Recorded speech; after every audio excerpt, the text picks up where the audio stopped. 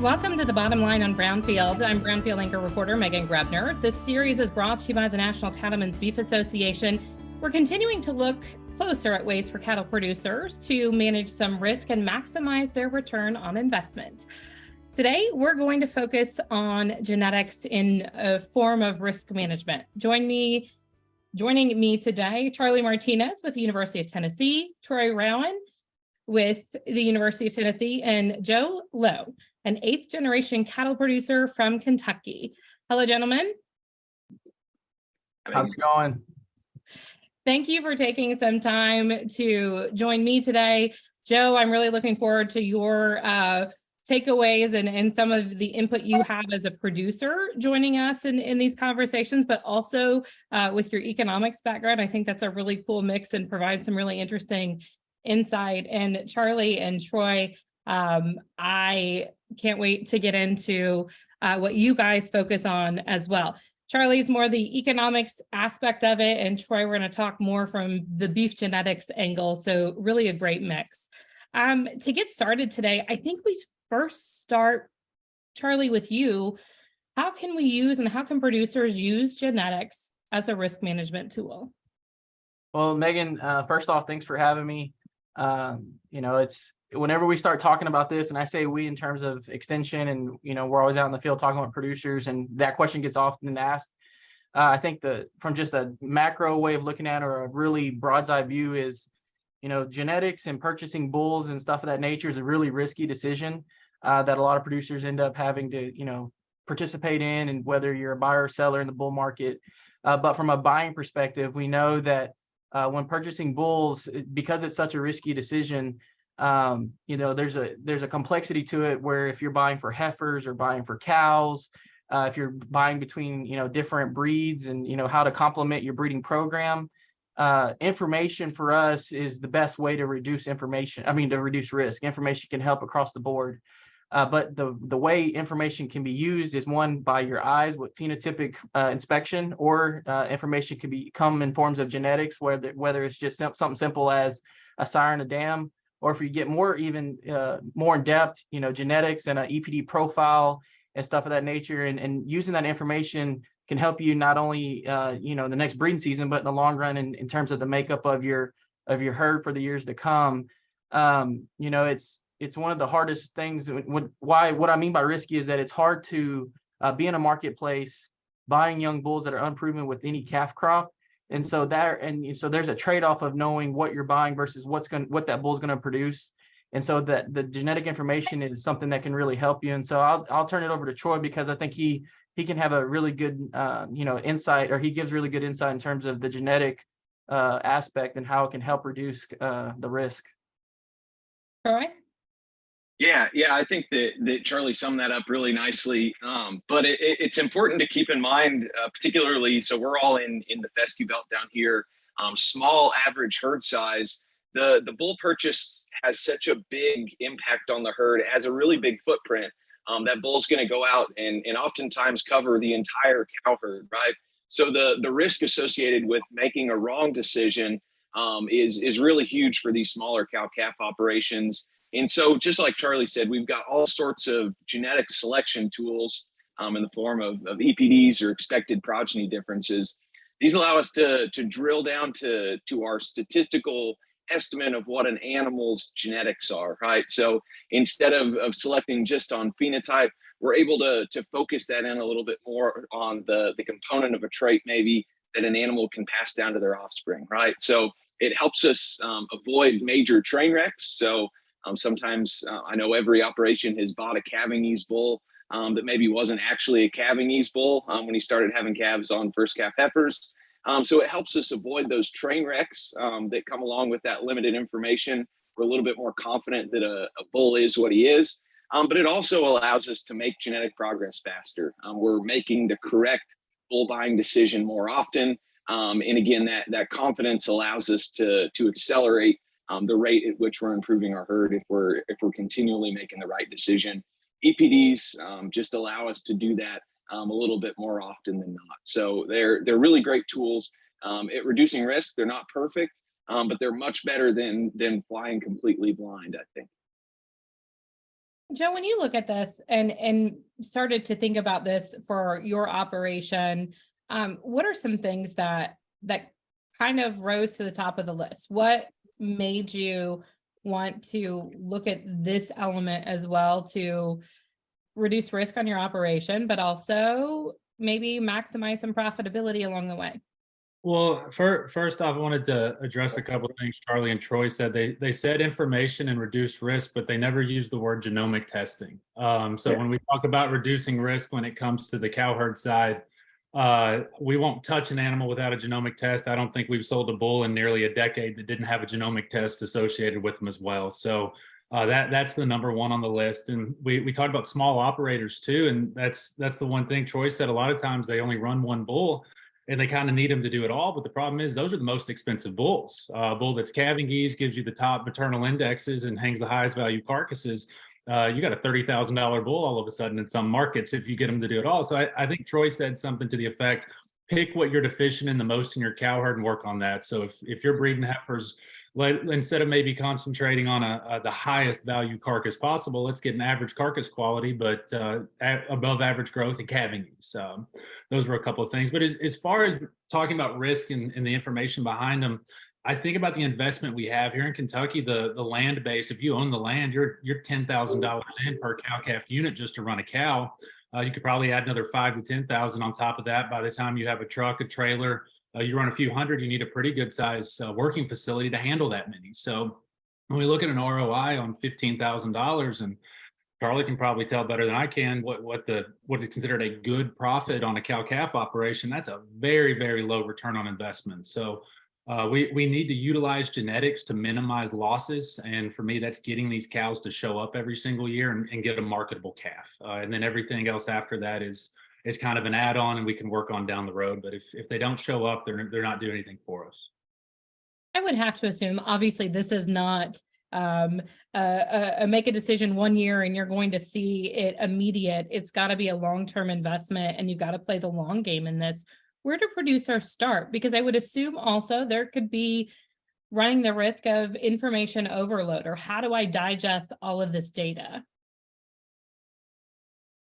I mean, what I kind of look at is you don't buy an individual bull, you buy a program. There's a lot of well-established breeders in both Kentucky and Tennessee and in all corners of those states. And I think you identify one whose philosophy is aligned with what you're wanting to do, and you work with them. And as long as they're suiting your needs, you need to keep going back to them. I see people, they'll hop bull producer to bull producer and say, oh, I didn't like this and I didn't like that. And they need to focus with one and see what they're doing for them first and foremost. Charlie?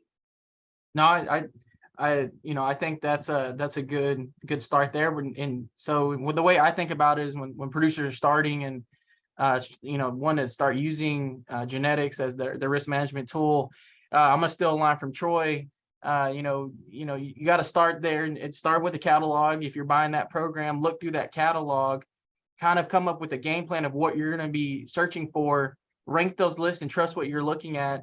And then when you arrive at the sale on sale day, or whenever you get to look at the animals and complement that with the physical inspection of those bulls and those cattle, I think that's a really good place to start in terms of just implementing the action of actually trying to use them to your advantage, because it doesn't cost nothing to sit there and look through the catalog, and it costs you $0, and unless you really want to put a dollar on your time to sit there and read through the catalog and really analyze and sort through the animals genetically, your ROI is pretty good on that return, because then once you get to the sale, you actually kind of have a mental picture or a game plan in your head in terms of, okay, I knew that this, bull 101 was my top genetically based bull, but how does he look physically? And so then therefore you're starting to use them in concert, and it only costs you to sit down and put time into it. And I think if you really want to put a dollar on that, you're trying to help yourself in the long run, and sitting down and putting the actual time and effort into it is only going to help you. It doesn't really hurt you. There's no risk. There's no bottom side risk to that. And so, I think that's a good place to start. But if you're a novice to EPDs, I know there's some producers out there that usually are, we've never believed in EPDs because we think they're a black box of numbers, or we don't believe in EPDs or genomically enhanced EPDs because we don't understand them. I think then that's when you can return to someone like a Troy Rowan, and he could actually help you, give you some education on them. And I think, from that standpoint, I think Troy would probably have some other things to say on it. Yeah, I think that Joe right off the bat said having a good established relationship with your seed stock provider is really paramount, right? A trusting, you understand that they're looking out for your best interest as a commercial customer. Understanding what that cow herd is like and what they and what they put their selection pressures on, the things they incentivize. I think that knowing that a bull, I always pull this fact out, right? If you're a one bull herd, almost 90% of your calf crop's genetics is going to be from your last 3 bull purchases. So you're really not only immediately, but then those replacement females you keep, you're building a herd in the image of your seed stock producer. So having a relationship there is paramount, right? But when it comes to sorting through bulls, and Charley alluded to this a little bit, if we want to be profit minded and making a breeding decision, I think that the best tool and the best starting place for a commercial producer is to use these economic selection indexes that we have. So we're able to not have to sort through what's Angus up to 23 or 4 traits that they have EPDs for now. Instead of trying to balance and juggle all those things that are important in different amounts, they're correlated with one another. An index allows us to focus on one number, and that's really centered on the profitability differences that we'd expect to see between bulls, right? They're EPDs for profit. They distill things down again into one number that has a dollar value on it, so the interpretability is easier. And I like to use that to make sort of an initial sort on the bulls that I'm looking at, right? I find the best fitting index in the case of a producer who's selling calves at weaning and keeping replacement females. That might be something like a dollar maternal in the Angus breed, right? So I use that to make an initial cut on the bulls.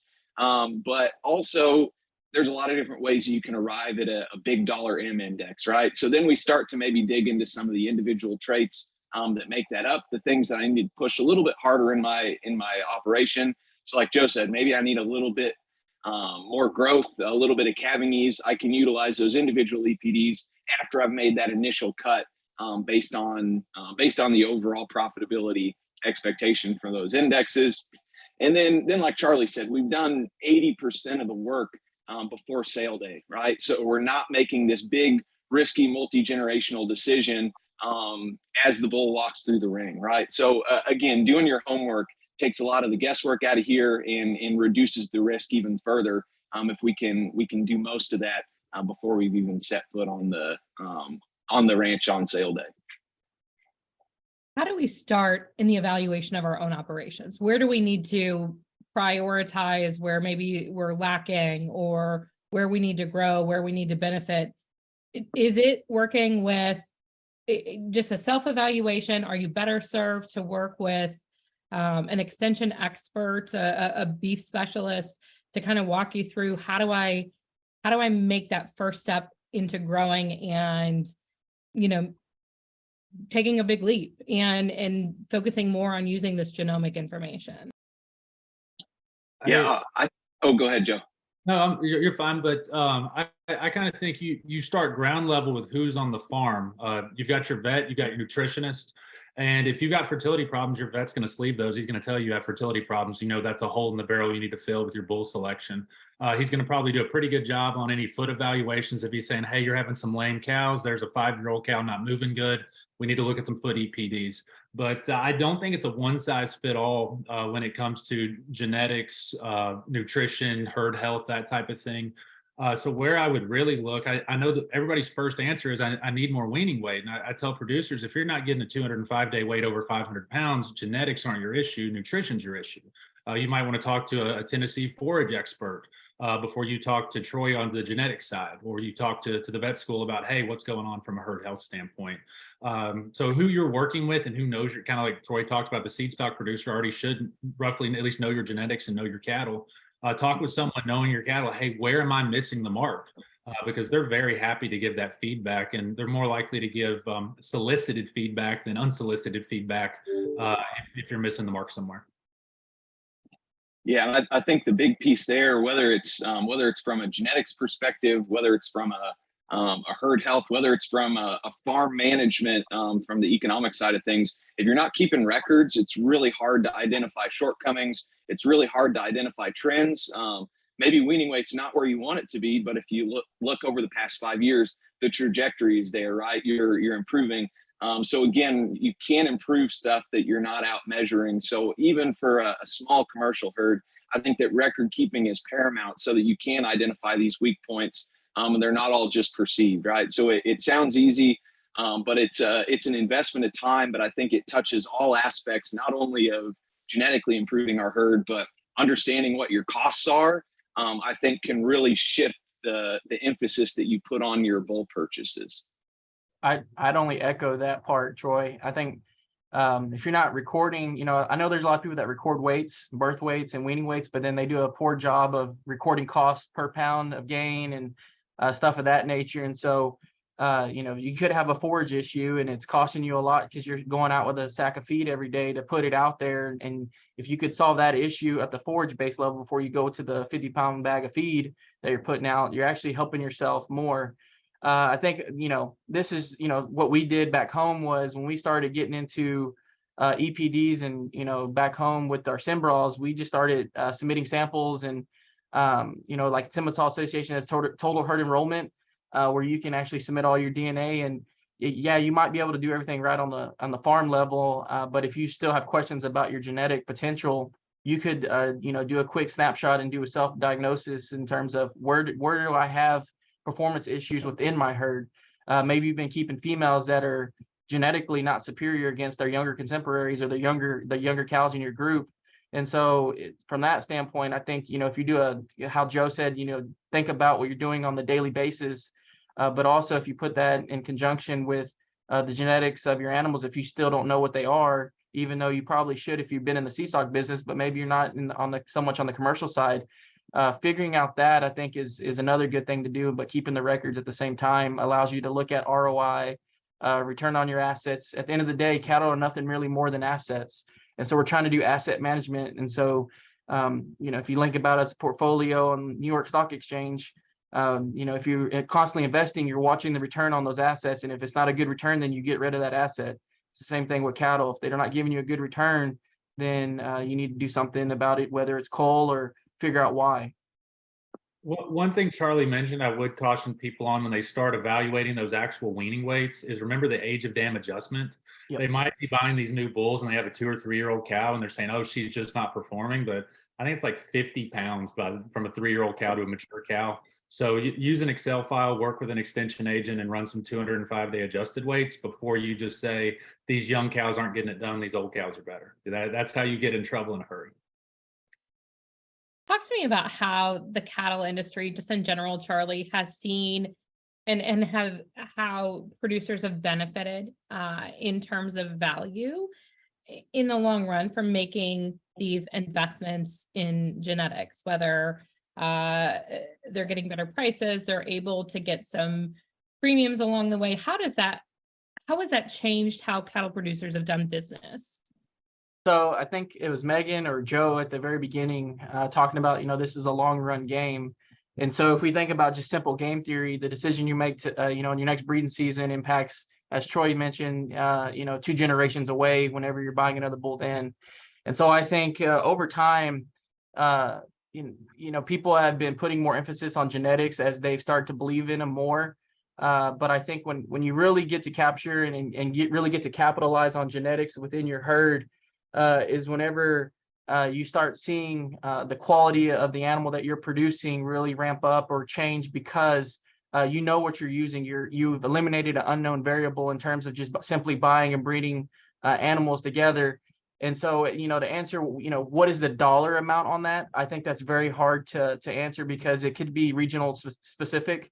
For us back home, investment in genetics and identifying females that are not really high in milk, EPD, for instance, really helps us not have to, it really helps us with the ROI on putting food and forage into them and them not being so dependent upon putting everything into the milk, into that calf and allowing for body condition score to rebound better when it comes to breeding season, through droughts and things of that nature. But I think, if someone was to say, what is the number one thing when supply is all equal, when we get high in realms of high supply, the number one differentiating quality is, or number one differentiating aspect is quality. And so genetics and using that as your risk management tool and investing in quality genetics, that's when you start achieving some return on your dollar into those animals. It could be a value added type program that you're really capitalizing on. It could be a graded feeder calf sale if you're only selling a couple of head a year. It could be going back to whoever you bought your bull from, and they're doing a buyback program where they can sell and market that animal for you later on. But the investing that you're doing, whether you're buying from someone that's doing a buyback program, or you're trying to capitalize on your local market, I think that's where you see the investments. And right now, I think calves, supply is really tight. So every calf's worth a lot right now. There's not really a quality differentiation per se at the local market, but there's still value sales, value add sales throughout the country, whether it's a video market sale that's still generating high dollar for those top end cattle and the top end genetics. But I think, to answer that kind of question, it kind of depends what side of the glass you're looking through. Joe, do you want to talk about that too from a producer element and a producer background? Yeah, well, first off, when we start talking nitty gritty on genetics, if you don't have a managed calving season, the genetics aren't going to improve your profitability. So whether you're calving 365 right now and want to get that to a fall and spring, or you're calving 90 and want to get that to 45, you're going to see a greater return from a more homogeneous product. Charley probably can tell more about lot size at the local sale barn and how 8 are going to sell a whole lot cheaper than 15 would sell. So if we can get those cows bunched up, you're going to see more return in it. From a producer standpoint, it lets you make better evaluations when you go to keep those replacement heifers. So from a seed stock side, I've got genomic tests, I've got EPDs on everything when I make my retention decisions. But I've asked Troy this question in a presentation: how do you pick a heifer and just a set of heifers at weaning that you want to keep as your replacements? And it becomes very, very tough. So from a genetic standpoint, if you're going a one bull herd, I think the most profitability to be made is on the maternal side of that equation. The cost side of that equation is work on that with marketable females. But at the same time, is how we would actually do it on the farm. It goes back to what we've been hammering the whole time: is you've got to collect a little bit of actual data, because otherwise you're looking and you're guessing, and that can be frustrating because the rate of change and the rate of progress isn't going to be the same. But buy a little better bull than you think you can justify spending, and you're never going to be disappointed. And come collect some data on the back end, and you'll be able to make some progress. Troy, anything else you want to add into there? No, I think these guys summed it up just perfectly, right? The buyers are operating with limited information, and if you can provide a little bit more information, whether that's in the form of a health protocol, they like to buy a more homogeneous product. So again, a bigger group, right? Charley has done a bunch of research here, right? But if you can put big groups together, that's the number one price determinant, right? But again, if we can start in the future to tie, even if it's just your last couple of bull purchases, to a lot of calves, these bulls, you've maybe spent a little bit of extra money at Joe's and bought some really high terminal merit sires. There's starting to be programs out there that will compensate you for that, right? And again, depending on what's going on in the market, those premiums can be bigger or smaller. But we're getting to the point where I think that there's lots of opportunities for even small and moderate sized herds to start reaping the benefits of making that little bit better bull purchase, because there's some light at the end of the tunnel. That's not just a handful of pounds of weaning weight, right? So not only in improving those heifers that you retain, but as you market feeder calves, right, that extra bit of information for a buyer who maybe can see, coat color and weight, and maybe a little bit of information about vaccination. They love to know about the genetic makeup, the genetic potential of those cattle. So as we move into the future, I think opportunities will continue to open up to sell feeder calves based on their possible genetic potential. I think it's interesting when I talk to row crop farmers, sometimes there's like some resistance to new technology, to new data, to all these things, because I might be too small, or I'm too old, or whatever excuse they want to use. Do you have to do you encounter some of that same mentality with cattle producers if you're looking at a small producer or somebody who's been running calves for a long time and is like, I don't want to, I'm set in my ways and I want to change? How do you get them to embrace it? Like, take it in, let's do something. Let's make it happen. Yeah, the beef industry has historically been slow adopters of technology on the average, right? Like Charlie has said, there still are folks out there who EPDs have been around since the mid 70s. We've shown in every way that they work, right? But there's still this resistance to technology adoption. This old stockman mentality of I can identify good cattle by looking at them, right? I don't need all these tools, right? But again, I think it's a huge missed opportunity when we ignore these tools. Again, they're part of the equation, right? A bull that isn't structurally sound, I don't care how good his genetic potential is, right? If he can't deliver that genetic potential to a cow herd, he's not worth it, right? But we need to take all these things in concert with one another. But yeah, I think that there's certainly resistance. And any black box technology like EPDs, genomics, there's always this, I don't understand how it works. I don't understand what dials get turned to make this come out the other side. So I think that as educators, and I say we're all educators. Joe, as a seed stock producer, does every bit as much of this as I do in talking to his customers about EPDs, about indexes, about genomics.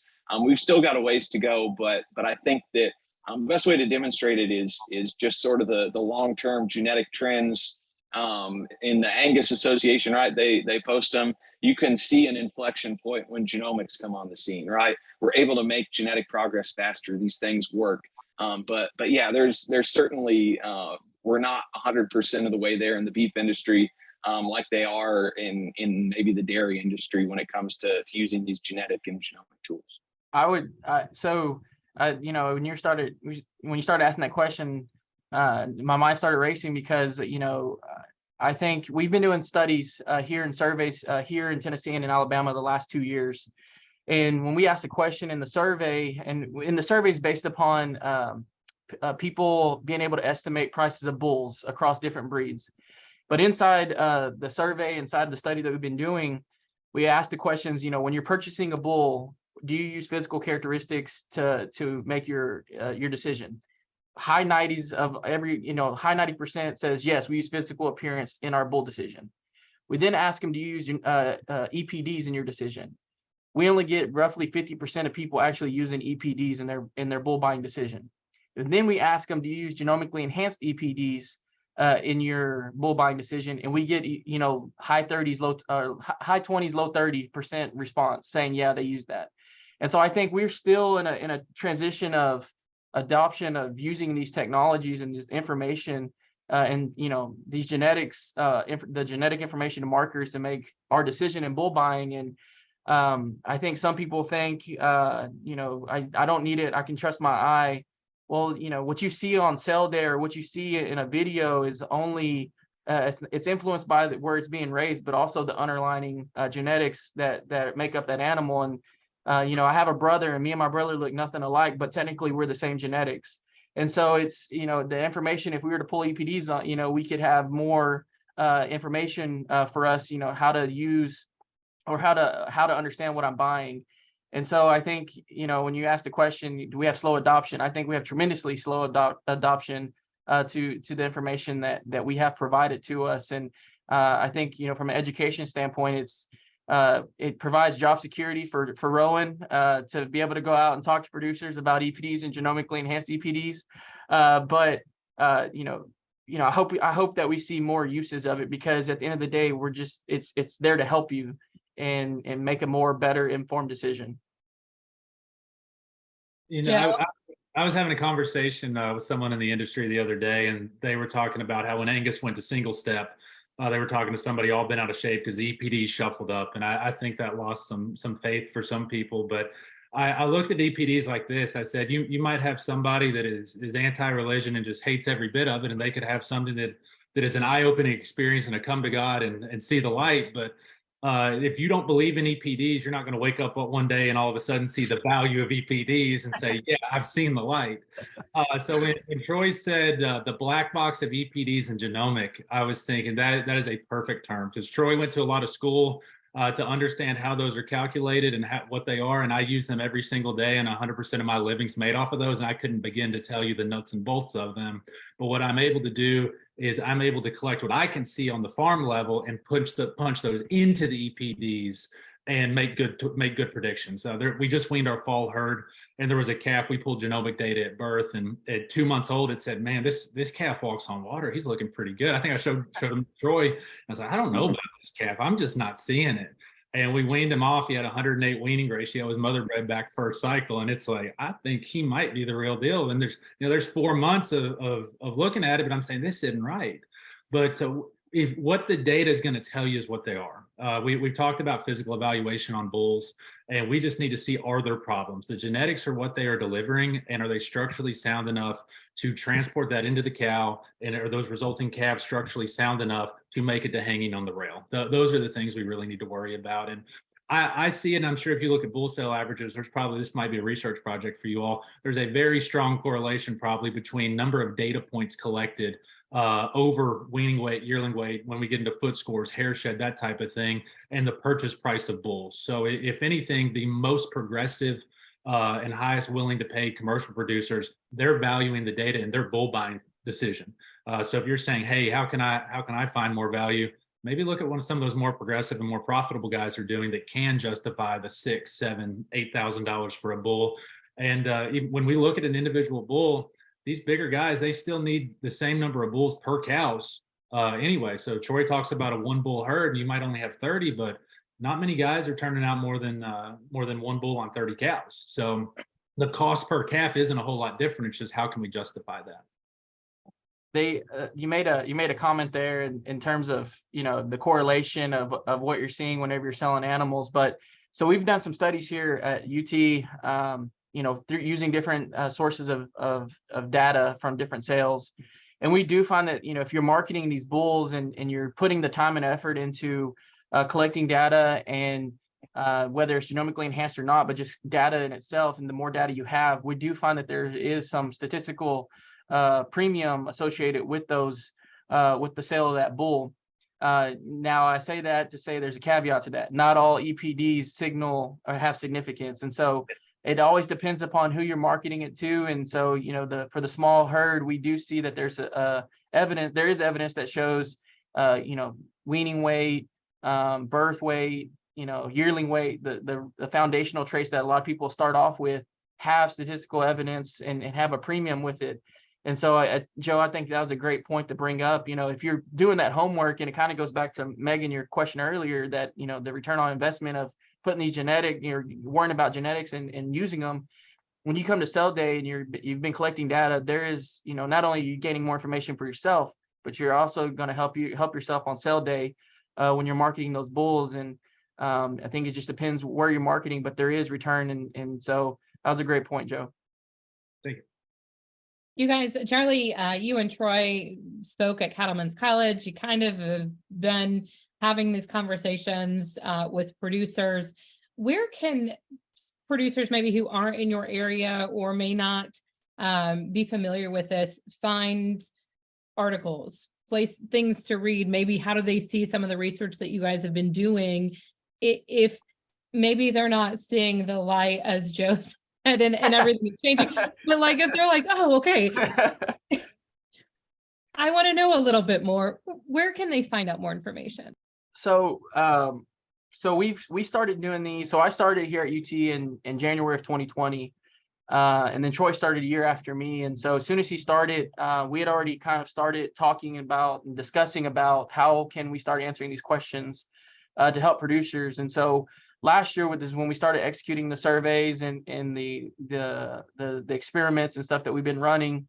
And then since then, we've also incorporated eye tracking into our experiments.